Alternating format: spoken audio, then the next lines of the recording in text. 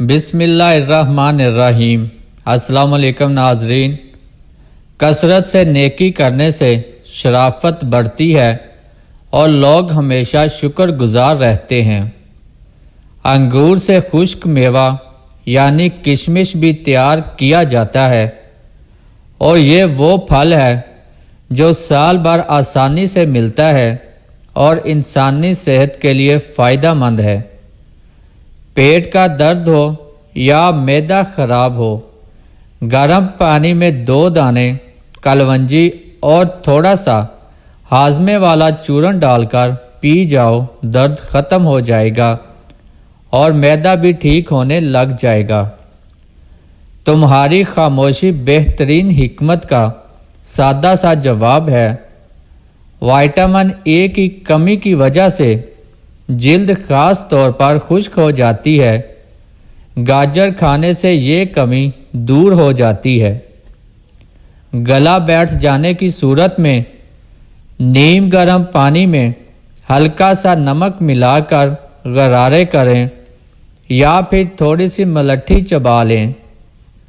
چہرے پر بادام کے تیل کی مالش کرنے سے چہرہ تر و تازہ اور شاداب رہتا ہے۔ سر درد سے نجات کے لیے 1 کپ پانی میں چھوٹی سی ادرک اور 1 چٹکی نمک ڈال کر پکا کر چھان کر پی لیں۔ کتنی افسوس کی بات ہے کہ جو لوگ بہت زیادہ اور انسان بہت ہی تھوڑے ہیں۔ جو لوگ دودھ زیادہ پیتے ہیں ان کی عمر زیادہ ہوتی ہے۔ موٹاپے سے چھٹکارا چاہتے ہو تو چاول کم کھایا کرو اور کھانا کھانے کے بعد پانی مت پیا کرو۔ مجھے تمہاری اس خصلت کا پتہ ہوتا تو میں کبھی تمہیں بلواتا ہی نہ۔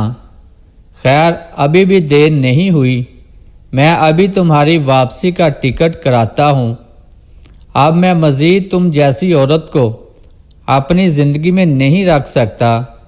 میں تمہیں طلاق۔ اس سے پہلے کہ وہ اپنی بات پوری کرتا میں اس کے پاؤں میں گر گئی۔ آپ کو خدا کا واسطہ ہے ایسے نہ کریں، پلیز مجھے اپنی صفائی کا موقع تو دیں۔ میں اس کے پاؤں پکڑے لگاتار اس کی منتیں کر رہی تھی۔ اس وقت اس کا لگایا گیا ہر الزام بھول گئی تھی۔ مجھے اس وقت صرف اور صرف اپنا گھر بچانا تھا۔ میرا شوہر کچھ دیر مجھے غصے سے گھورتا رہا اور پھر چپ چاپ فلیٹ سے باہر چلا گیا۔ میں نے بے اختیار خدا کا شکر ادا کیا جس نے میرا گھر بچا لیا تھا۔ تھوڑی دیر بعد میری حالت سنبھلی تو مجھے میرے شوہر کی ساری باتیں یاد آئیں۔ میں نے آخر کیا کیا تھا کہ میرے شوہر کو نہیں پتا تھا کہ مالکن میری کیا ڈیوٹی لگائی ہے۔ میں نے کب مالکن کی جگہ لینے کی کوشش کی؟ کہیں کچھ تو غلط ہو رہا تھا، کچھ تو ایسا تھا جس سے میرے گھر ٹوٹنے تک آ گئی تھی، مگر میں لا علم تھی۔ شام کو میرا شوہر واپس آیا تو وہ ابھی تک غصے میں تھے۔ میں نے اپنے شوہر سے بات کرنے کی کوشش کی تو انہوں نے مجھے جھڑک دیا۔ میں نے دوبارہ سے کوشش کی اور کہا کہ میری کوئی غلطی نہیں ہے، میں نے کچھ بھی نہیں کیا ہے۔ آپ کو کس بات کا غصہ ہے؟ مجھے کچھ تو بتائیں۔ میں تو وہاں صرف اپنی ڈیوٹی کرنے جاتی تھی۔ آپ مجھ سے قسم لے لیں، میں نے وہاں اور کچھ نہیں کیا۔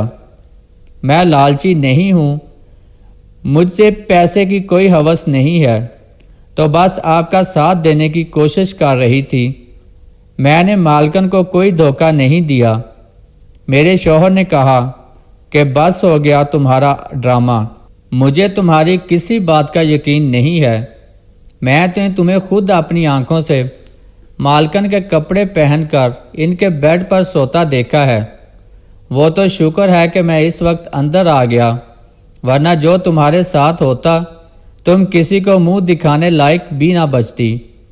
میں نے اپنے شوہر سے کہا کہ میں خود مالکن کے کپڑے پہن کر نہیں سوتی تھی، مجھے مالکن نے ہی بولا ہے، یہی میری ڈیوٹی ہے۔ پہلے تو میرے شوہر نے میری بات پر یقین نہ کیا، لیکن میرے لہجے کی سچائی نے انہیں مجھ پر بھروسہ کرنے پر مجبور کر دیا۔ میں نے اپنے شوہر سے پوچھا، آپ کچھ بتا رہے تھے، اگر میں وہاں نہ آتا تو کچھ ہو جاتا، کیا ہو جاتا؟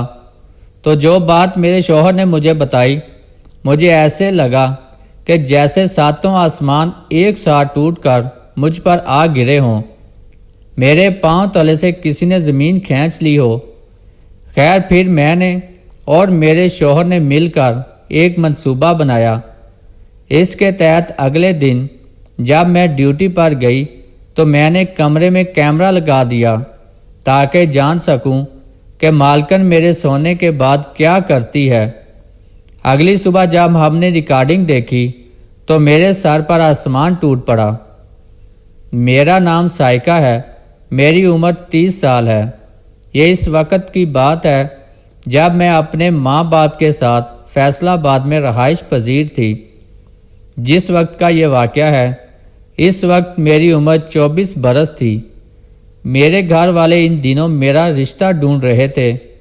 چند ایک رشتے آئے تھے، لیکن میں ان کے معیار پر پورا نہ اتری تھی۔ میری تعلیم بامشکل سے 5ویں تک تھی۔ خیر پھر ایک دن ایک اور رشتہ آیا۔ مجھے جب ان کے سامنے لایا گیا تو میں یہ دیکھ کر ہی حیران رہ گئی کہ وہ تمام کے تمام انتہائی مہنگے اور دیدہ زیب لباس میں ملبوس تھے۔ میں نے ان کو سلام کیا، انہوں نے میرے سلام کا جواب دیا، اور ایک خاتون جو مجھے اس کی ماں سی لگی اپنے پاس بلا کر بٹھا لیا۔ باتوں باتوں میں پتہ چلا کہ وہ لڑکا قطر میں کام کرتا ہے، اور جس عورت کو میں اس لڑکے کی ماں سمجھ رہی تھی، در حقیقت وہ اس لڑکے کی مالکن تھی۔ مجھے بڑی حیرت ہوئی کہ آج کل کہاں ایسے باس ملتے ہیں جو امپلائر کے گھر گاؤں تک آتے ہیں اور پھر ان کی شادی میں بھی شریک ہوتے ہیں۔ خیر کچھ دیر اور میں وہاں بیٹھی رہی اور پھر بے دلی سے اٹھ کر اپنے کمرے میں آ گئی۔ میرا دل اب مر چکا تھا، کیونکہ میں جان گئی تھی کہ اس رشتے سے بھی انکار ہو جائے گا۔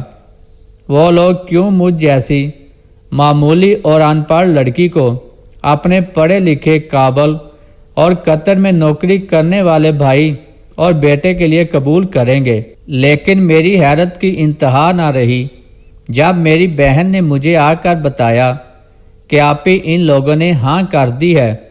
میری بہن سائمہ مجھے ہاتھوں سے پکڑ کر گول گول گھومنے لگی۔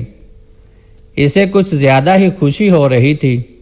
خوشی تو مجھے بھی بہت تھی، لیکن ساتھ ہی ساتھ تجسس بھی تھا۔ کچھ دیر رکنے کے بعد وہ لوگ چلے گئے تھے۔ مالکن جاتے ہوئے میری انگلی میں انگوٹھی بھی ڈال گئی تھی، ساتھ ہی ساتھ اس نے میری مٹھی میں 10,000 روپے بھی ڈال دیے تھے۔ حیرت کے مارے میں بت بنی رہ گئی۔ 2 دن بعد وہ لوگ پھر آئے اور ابا سے شادی کی تاریخ لے گئے۔